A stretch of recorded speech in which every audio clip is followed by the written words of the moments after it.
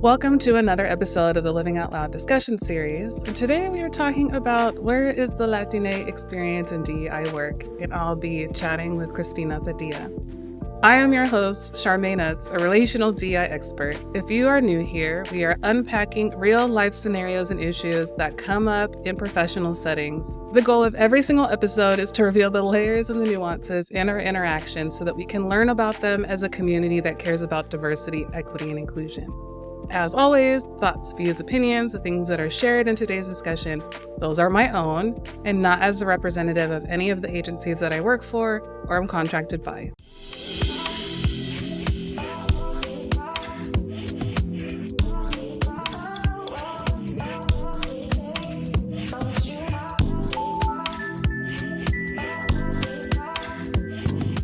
With me, I have Cristina Padilla. Thank you so much for chatting with me today.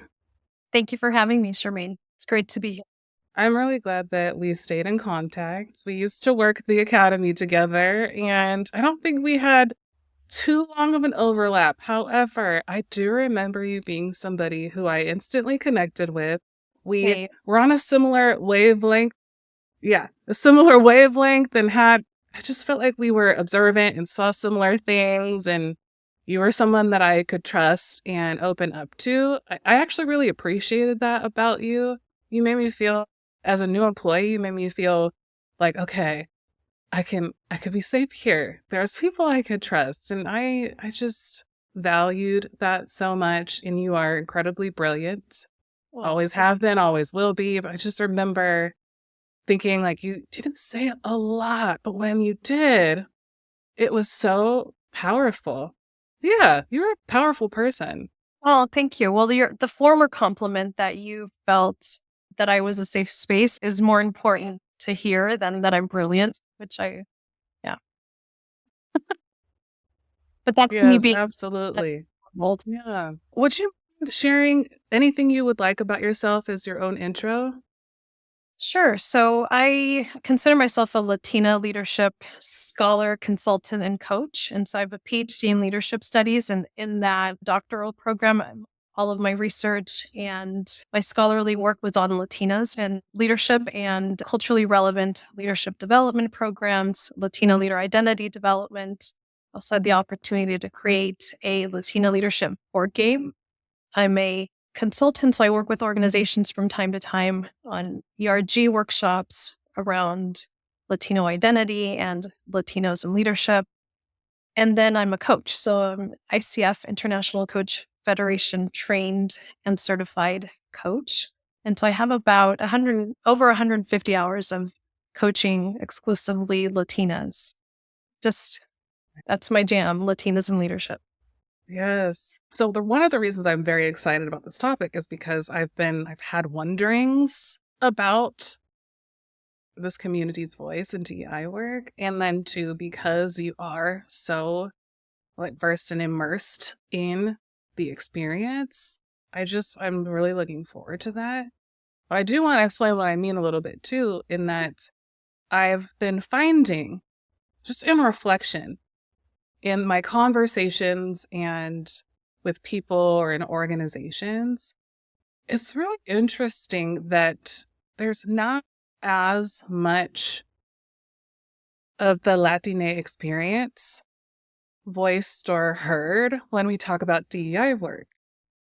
It's really interesting. And I don't know why. I don't want to name why. I think it's part of why I'm here today too, to chat and explore. And I'm certain that other people see and feel that too. In the small pockets where I have had conversations, there's a combination of people who do identify as individuals within this community who have chosen to not maybe say as much or say anything or maybe put efforts in another place.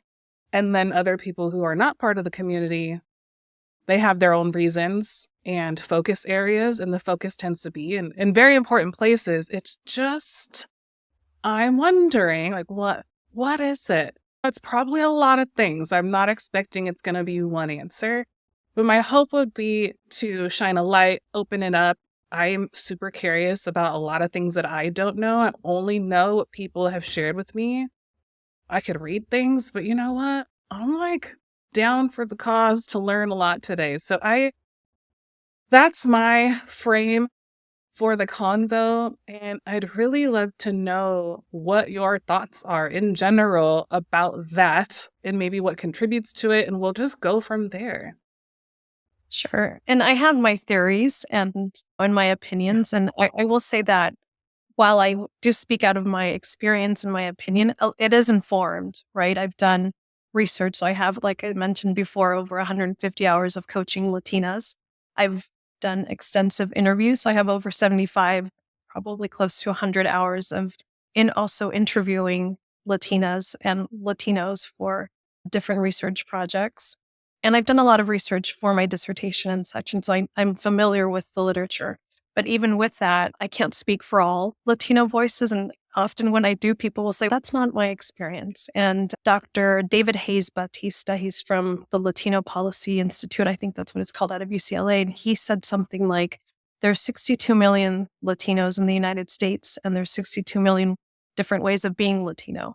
And so I don't speak for everybody, but it is an informed opinion. And all that to say is that when you ask, like, where is the Latino voice in the DEI space, we do seem to have a very black and white DEI space, pun intended, right? And I think the same can be said of, like, where's the Asian voice? Where's the Native American voice and all the marginalized identities? With Latinos, though, I think, to me, and again, it's my musings, there's two things that come to mind for me. It's humility and then conflict resolution. In our experience and relationship with those two concepts, again, not all Latinos are humble, but there is the sense of humility. And so not wanting to brag or not wanting to cause a commotion. And the conflict resolution, we often see DI as a charged space, right? And it can be in different professional settings. And so for many Latinos, they might be averse to speaking up and to leading the charge. So those are two musings that I'll leave you with. That makes me think, actually, I don't even want to get into that part yet because my mind just went somewhere and I want to table that because it's super important. So I heard you say, I don't speak for everybody. And the quote that you shared from Professor, was it Batista? Hayes Batista. I absolutely love that. Yeah. Hayes Batista. I absolutely love that. There's 62 million different experiences. That really resonates in a lot of different ways. So thank you for sharing that. I was thinking about, I know you cannot speak for everybody, but I am wondering what if you are aware of any of people's thoughts when in those spaces, is because we can make a lot of assumptions. And I actually think people do make a lot of assumptions about why people do not engage or maybe don't even enter into the spaces. Is there like a desire to, or do you have any idea of what's happening internally? Or I just wonder if you can just shine a little bit more light on that from what you have learned from people. Or is it because people show up, it appears as if there's a desire to engage, or maybe the choice to engage is the presence, but there's the voice that isn't saying something. So I'm like, what's happening there? Not that anyone has to do anything different. That is their choice. But I'm like, what is happening? I don't know. So again, I think that it could be that, first of all, Latinos are underrepresented in positions of leadership. And so it makes it difficult to say, I'm gonna take this cause on when it can jeopardize a career trajectory, when it can be seen as confrontational, right? So there's that. There's also, like I said, the conflict averse portion of the Latino culture. Have you seen the movie Encanto, the Disney movie Encanto? Yeah, sure I have. Okay. So you know the song, We Don't Talk About Bruno in it? Bruno, the Encanto's family, and one of the siblings at a wedding, he creates a commotion, and so he's banned from the family. And so there's a song that Lin-Manuel Miranda created called We Don't Talk About Bruno.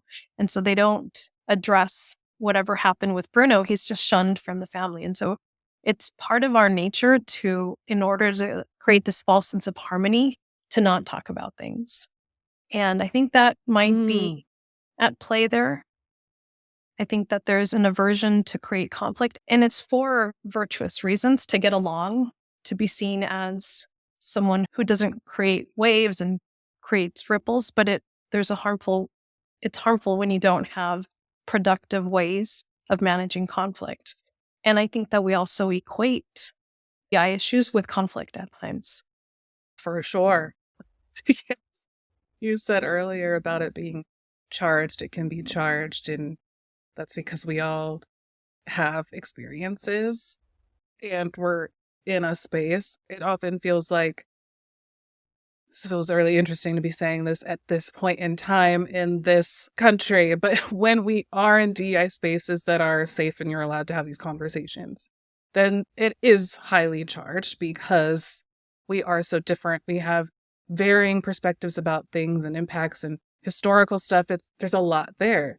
And it can be charged if it's not a safe space and it's performative and people are there to just check boxes. And so it doesn't really feel like there's ever a time where DEI is like, oh yeah, it's just another meeting. Let's plan this task or project. It's definitely not like that. I can understand that for sure. And I think that I'm aware that my conversation too can come off of, for anybody listening or even for you, Cristina, it can come off as, what's happening? Like, why don't you? It can come off like that. But it's coming from this place of having an awareness of people's perception of either silence or not participating in the spaces at all. And the perception is not based on knowing very much. And I'm going to just speak from, I think something I hear so much and I see, and it just hurts my heart when I think about it, especially when I go into organizations, I can visibly see it. It's really interesting because there are a lot of Black people, Black voices in the experience that are like really driving a lot of change or driving conversations in organizations. And I'm finding that there is a frustration that is experienced between Black and Brown people in this space because, I mean, it is different for everyone. So I can't even say because this or that. It's not that, but there's points of contention and frustration between the two groups where there isn't maybe this shared way of seeing the space or how to use it, a difference of opinion of valuing the conversations because of what they bring. And that just adds another layer to the work to be done in the organization. It becomes very complex. And have you seen that? Because it's sad, but it's real. Yeah, I think I'll add another sort of cultural dimension to it. The other piece, and again, I'm not speaking for all Latinos, but this is very well informed, especially from children of immigrants, first generation Latinos. We come from a very hard work ethic. We see it during the pandemic when there's migrant farm workers working through pandemics, fires, drought, all of the conditions were there. We see it recently in the Baltimore bridge that fell in the 5 Latino immigrant construction workers that fell to their death. And so ought to work very hard to be grateful for the work that we have. And again, it comes from a very virtuous cultural characteristic to be humble, to be hardworking, and to not make waves. We're told, work hard, echale ganas. And so that's part of that the hard work paired with the humility, I think, are two characteristics that I often coach Latinas about. And they're in contrast with the individualist spirit of the culture here in the United States. So there's that. And in my research with Latinas for my dissertation, I found that as Latinas climbed their leadership journey or the corporate ladder, when they finally had agency of their voice, right? When they were able to really speak their mind, that really is the proxy for leader identity for Latinas. And so there's this notion of being able to use your voice, but over time, it requires financial stability. It requires that expertise to know that if I get fired from this job, I can easily go to another job. And so there is this definitely something around voice that is really important, that it takes a moment because of that scarcity that we're often the only Latinos in the room and having to represent the entire group and having to use your voice, that can be threatening. And so there's that piece. That's very helpful to hear. And you said something earlier, and it's connected to this. A piece of what you're talking about right now is you said it's virtuous. There's virtue in that. And you had noted that there's impact of that too. And I'm wondering, what have you seen that impact be in one, maybe individuals not using own voice and or not being space for their voice, their experiences? What is the impact that you've seen or heard? In terms of the individual experience or the collective or Oh, that's interesting. Well, I said individual. However, I think I'm attuned to how much you're saying you cannot speak for everyone. So I'm going in and out of, you have very real information that individuals have shared with you. So I think I'm leaning into that based on what you know for sure. However, while you cannot speak for every person in the community, there are some very real cultural, communal things that you can share too. So I don't think it needs to be one or the other. I think yeah. it could be, what have you seen in any level? Yeah, I think that there's a general sense of frustration with Latinos about what they're experiencing and how they're experiencing and their inability to voice that. There's the missing individual voice, but as you mentioned, there's the missing collective voice. And it's difficult to harness when you're one voice, right? And when there's no collective. And so I think that there is frustration that's not named. And what's the best way to harness that voice, either for individuals or for a community? It's not to say that it's not there, right? And in San Diego, where we're at or where I'm at, there is a huge Latino community and there's a huge Latino presence. So it's not to say that it's not there, but we would love to amplify it even further. What have you seen as like the individual impact of not sharing the experience or having space for their experience internally?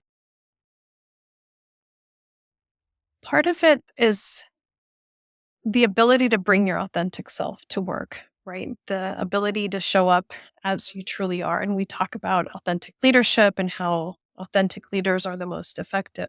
There's a study back in 2016 or 17 by CoQual, and I quote this a lot, but it says that 76% of Latinos don't feel like they can bring their whole selves to work. So they hide who they are, they dress, speak, do everything different in order to fit in. And they feel that is a way for them to be more successful and to blend in with work settings. Again, it speaks to you're not yourself. And so when you're not yourself, you're not, forget your voice. You're just not able to show up in a way that serves yourself, your team, the organization. And so there's this piece around identity. And I think that the other piece with identity, you're in a professional setting, you're not yourself. You go home and you're in a Latino family, and then you're also then, especially for first generation Latinos, you're too American for your Latino family, and you're too Latino for the American professional setting. So there's always this sense of not belonging. There's always a sense of being othered. And I think that weighs heavily, right? We talk Mm. about code switching and the energy that it takes, the time that it takes to recover from not being yourself is also an impact on individuals. This is really interesting. You just have me thinking about several interactions, various places, different people. just points in time where the conversation of white supremacy culture comes up and the various ways that people, because everybody contributes to it. So there's that. And in this work, when you get to the place where people are like, okay, everybody contributes to it and it's not this highly charged thing, you can see everyone has their own experience with learning it and learning their part. But when you were just sharing what you were sharing, it does bring a different, like a lens to seeing people's experiences and the difficulty with seeing self there. Because it's almost like I'm making assumptions, and this isn't for any one particular person, but when you are talking about you're already not authentic self, you're not really accepted in any place, then you're like, hey, did you know this thing you're doing is reinforcing a harmful thing? You're not really trying to do that, but you also engaging in something from this place of not even being self. It's probably just what am I supposed to do with this information? I just see the responses a little differently right now. It's fascinating. And I'm glad you Yeah. mentioned white supremacy, because I think that's another aspect, right? In what ways do Latinos collude with white supremacy? I like to say that we're colonized 3 times, right? The Spanish Mm. crown, the Catholic Church, and then the United States, the neighbor to the north. And so we're very colonized, and you don't unlearn it. It takes generations, and it does take an intentional shift in cultural paradigm. And so I think that that's another piece that is probably controversial, but very true. Yeah, I'll just name what I'm actually personally experiencing. I can usually find a connection point and when people are saying something, but I'm like, actually, I don't have, I have been colonized too. Like, I get that, like, I get it, but not in this. I don't have that like association. So I hear you and I don't feel it. I don't need to feel it, but I'm like, oh my goodness. Okay. And I'm thinking about the work I do. Mhm. And it's just helping me consider what I may want to try and do differently or how I would speak to stuff. Because part of my work actually is I've been having to find various ways to explain they seem simple to me, but they're complex topics, highly nuanced, so layered that when I explain them to people, my everyday conversations are so just out here in this complex land, I have to break it down to be able to teach it. My work has been, how do you break this down so that people get all the layers? And Mhm. what you are helping me do is just expand the way that I might do that some more. Like, how would I speak to stuff and what are other ways to consider various perspectives? So there's nothing that I could do with that in this moment other than to say thank you, because you have me thinking for sure. So I'm thinking about people who are Latino, people in the community, and they might be hearing or seeing themselves in what we're talking about. And you have a lot of experience working with people in this area. Are there any other common things they experience? And I actually want to know if there's any maybe like work to put on their radar, things that can be helpful if they are in a place where what's happening isn't working for them. Yeah, I mean, tons of themes, right? I work a lot around boundaries, and especially with Latinos. And, we learn actually, there's no boundaries at home, right? With Latino families, like we're all in each other's business. And so some of these traits show up in the workplace for us. And so establishing clear boundaries for yourself, um, putting those professional boundaries around your work life, around your responsibilities, etc. So I do a lot of work around boundaries. I do a lot of work, I mentioned before, with conflict resolution, how to have those courageous conversations, how to have a productive um, conversation with microaggressions, right? And I also do a lot of work with validating their lived experiences. Microaggressions, macroaggressions, discriminate, it's all very real. And sometimes just having your experiences validated and how to work through them in a way that is restorative to the person experiencing them, but also that they can navigate the organization that they're in. The other piece with Latinos is that it's called personalismo. We love to be agreeable and to get along and to be harmonious. Um, I was coaching a Latina leader recently, and she said relationships are very important. So I prefer, instead of using the word personalismo, which refers to agreeableness, relationships are very important. And so instead of having that formal friendliness, which personalismo refers to, is like really leveraging that ability to connect with people and to establish rapport with people, which is very key to the warmth of Latinos. And so leveraging that as a strength and not as a liability. Respect. I would say for Latinos, relationships and respect are key. And so making sure that the boundaries are there so that you have relationships that are respectful. And then the humility piece and the hard work.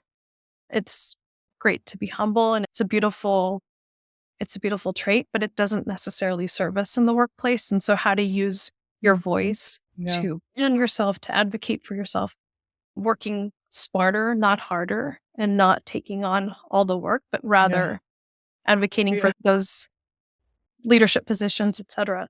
And so pushing through some of those cultural aspects that can be misconstrued as liabilities, but using them as leverages instead.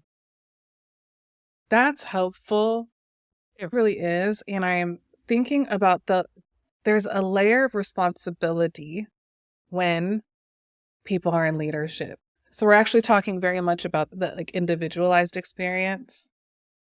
But there's like a layer of accountability that leaders have that may not always be leveraged because of some of the stuff that you're talking about, which could then have impact consequences for people that are being led, people that they're supervising. So if there are issues that need to be addressed, if there are cultural things going on, anything under the like DEI umbrella, I'm wondering, I don't even know if this is a question. I'm just wondering, like, at what point does the responsibility factor, the power privilege of having a leadership role come into play? It's just another layer. Maybe it could be a point of contention. Maybe it could be a catalyst. It could be a lot of things. But I'm just realizing I don't want to miss that leadership part. There is responsibility and accountability there to take action because there's consequences, especially if you're supervising people and there's that support needed. And I'm particularly thinking about people of color that are being supervised, other people who have parts of their identities that are historically targeted for oppression. And I don't even know how that's come up. Does that come up in your conversations? And is it attached to accountability, responsibility? What is that like? Are you referring to Latino leaders who have that accountability? Yeah. In general, I am of the belief that leaders have a responsibility to engage in this work because of what's happening in organizations with employees. There's a role they play. And I was realizing in our conversation that while we're talking about the Latino experience, that we haven't necessarily talked about the responsibility, accountability for engaging in the space. So I don't even know what the question is, but I'm like, that's a thing. Have you seen that thing? Yeah, I think that for Latinos, community is huge, right? Relationships and community, whether it's your home community or your neighborhood. And so once a Latino is in a position of leadership, we're underrepresented across the board. And so it is a huge responsibility. And as with any other marginalized identity, the accountability is that you're representing a huge swath of numbers that are not there. And so you have that represented, that responsibility to be perfect first and foremost, so that you can open the doors, right? The accountability and the responsibility is that your being there is an act of rebellion, because we're in spaces when we get to leadership roles that we're not traditionally meant for, that we're meant to be excluded out of. And so that is a huge responsibility because you're representing a population, and it weighs on you to represent yourself in a way that will open the doors for others. And that ability to make waves, that ability to advocate has to be used judiciously. And I think that is the cautionary tale that we're holding on to is like, when do we speak up? When is it right for myself and or the community? So it's not an easy it's an easy question, right? Where's the Latino voice? But when we're so Yeah. underrepresented, it's difficult. Hmm. Yes, I can grasp that. You just have me in I'm having a whole internal experience right now. I just really am. I'm like, I get that. I get that because I am often a Black leader in spaces where I'm the only Black leader. I am. And I just think that maybe the way that I have come to be in the world, I'm like, if I don't say something, I'm just like, I have to do that. And you're making me, there's lots of times I don't for lots of reasons, for the reasons that you're talking about. So there's nothing to say other than you just have me in my own life thinking about stuff. And when think about the tropes that exist about Latinas and Latinos, right? And we're underrepresented not just in leadership, in the media. And so when Latinas are represented in the media, what are the images that come to mind? Maids, sex pots. When Latinos are represented, they're gang members, cartels, or landscapers. And so that also plays into it. If you enter Latina into ChatGPT, it'll come up with like fiery, passionate. And so that's also the inability to use the voice in a way that could be misconstrued as passionate, as fiery. So it's nuanced, right? It's nuanced. Yeah. Yes, it always is. It always is. Okay. I'm also thinking about people who are listening and maybe they're just like not even part of this community. I believe that learning about other people is a part of our responsibility. Listening to something like this obviously is not the only thing that people should be doing, but hopefully people are listening and having some different information swirl around for them. And just thinking about if people are hearing this, they're not part of the community, what does that mean for them? What are some things they should be thinking about? I'm just going to start with myself, and I'm going to wonder if you have anything to add to it. Because I do believe that modeling is important. This short conversation has me thinking about when I am interacting with either colleagues or even if I'm doing consultation with people. This awareness is one, I'm already going to be, the assumptions I make should be reduced. The lens that I use when I am seeing people is going to give me a bigger picture. I feel like the questions that I would ask might be different. The space, like the framing of words and the invitation to do the work, it just would change a little bit. That's just for me. That's for me. And I'm wondering what your thoughts are about that and what you might say to other people who you're in a professional setting, you don't belong to this community, but what does this conversation mean for them too? I don't think I've given that much thought. And I think that is part of the problem in that we carry this as as our own burden, right? That this is Mm, something that we have to push through, that, mm, that somehow we have to solve the underrepresentation, that we have to use our voice. And so just that, right? That if you're not part of the Latino community, but you're in a position to amplify their voice, to advocate, then use it and seek to understand, be curious about our experience, celebrate who we are. We're very, as you called it, nuanced. We're very complex. Um, yeah. So I would just say that is that suspend judgment, be curious, amplify and advocate. So I have this thought. We did talk about this, so you can feel free to be like, no, not doing that.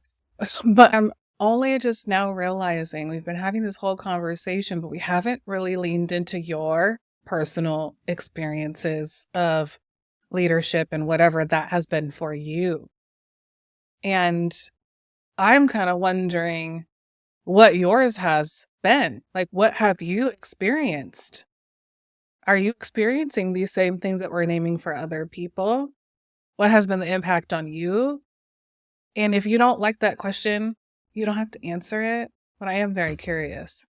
Yeah, I will definitely answer that question, Charmaine. The reason I ended up pursuing a PhD in leadership studies is obviously because I was, in a way, motivated by my own inability to find a position of leadership. That leadership was always sort of elusive for me in my career, and so that inspired me to study it. As I was interviewing Latinas, the Latina leaders for my dissertation, I found my experiences mirrored, and that over time, with experience, with with confidence, you're able to use your voice.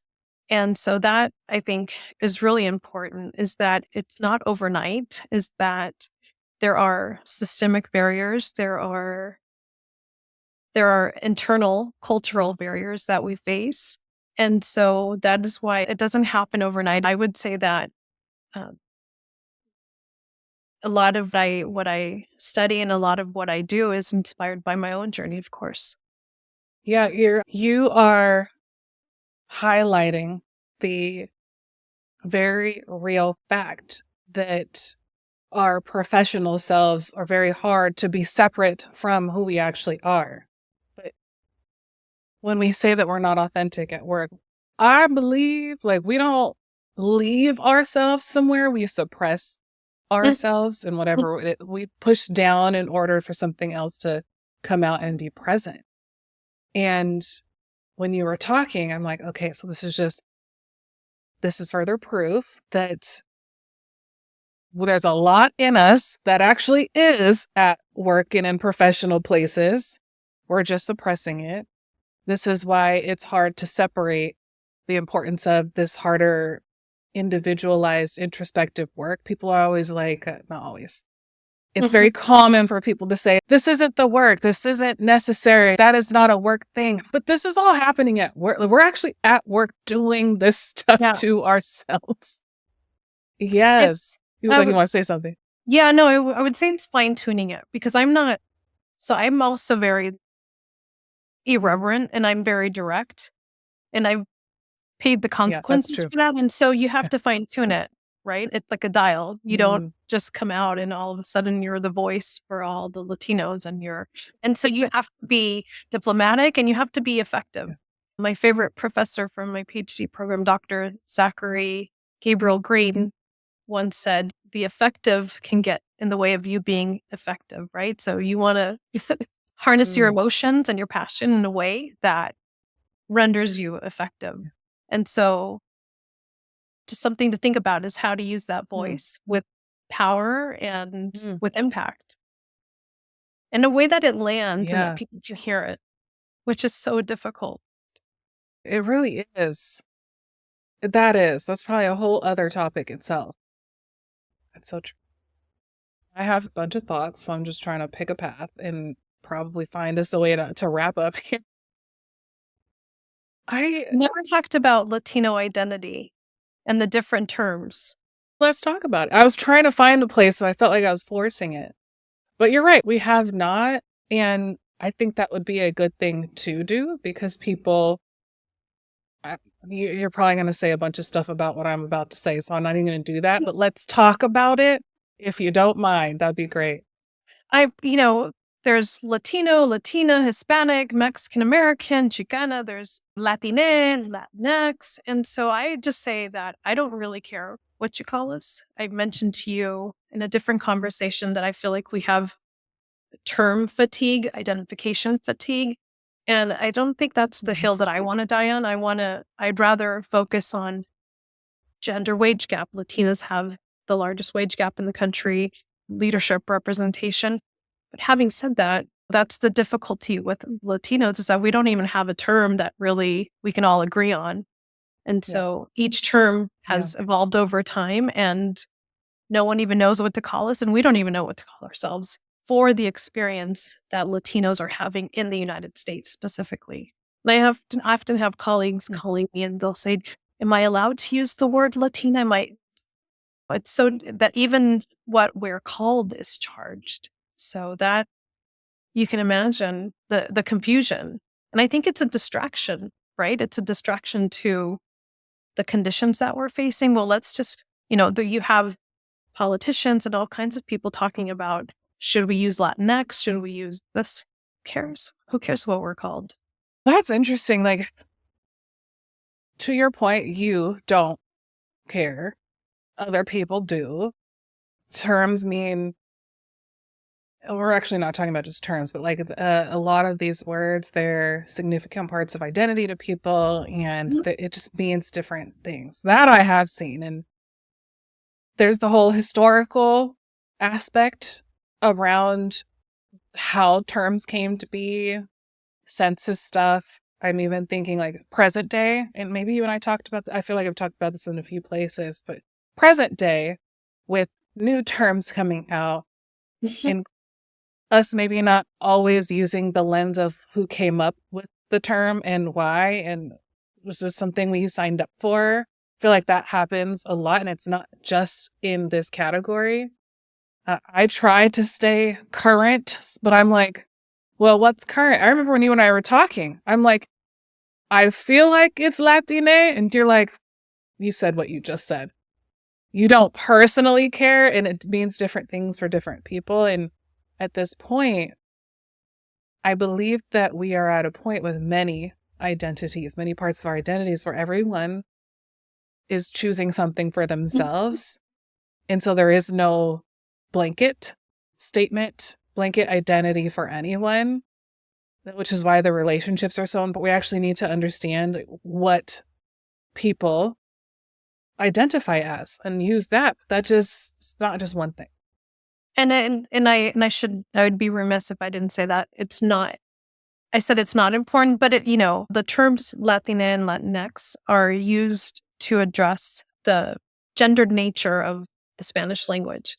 And so that is important. And so I think it is important to have terms, but I think that this general discussion about what to call us isn't as important as the conditions under which we are, that we're facing professionally. That's helpful. And I think that many people would agree with you, and I think that many people would have a response to what you had said. But that's because everybody's different and everybody does care about different things. And honestly, that one comment you just made too, I'm like, there's work everywhere to be done.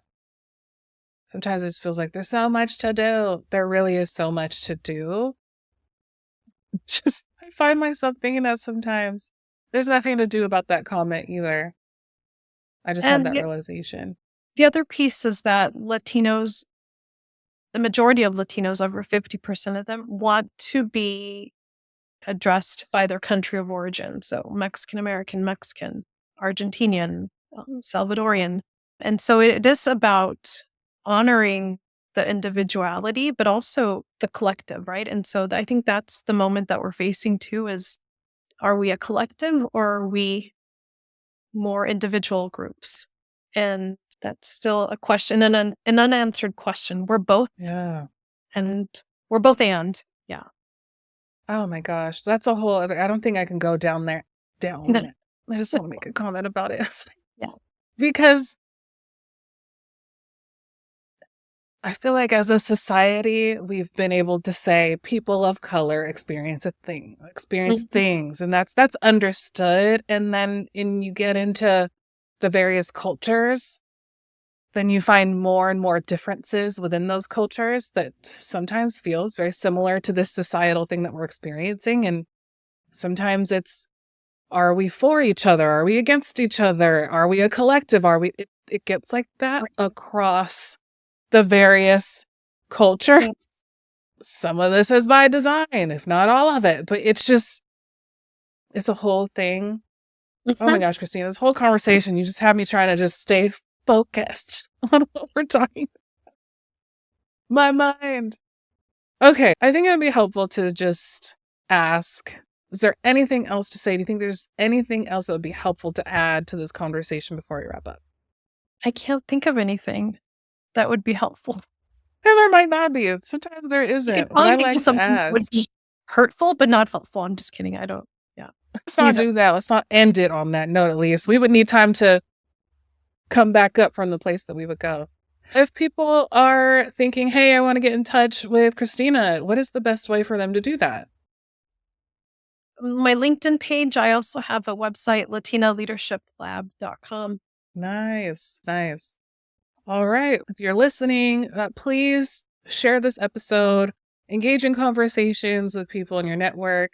I feel like this is definitely an episode to share with people outside of a professional network. Please like, share, subscribe. If you would like to get in touch with me, you can visit our website at livingunapologetically.com. We have freebies on there. You have access to my book, Bias Conscious Leadership, a framework for leading with action and accountability. And I think that's it. Thank you so much for listening, and I hope to see you soon. So until then, bye.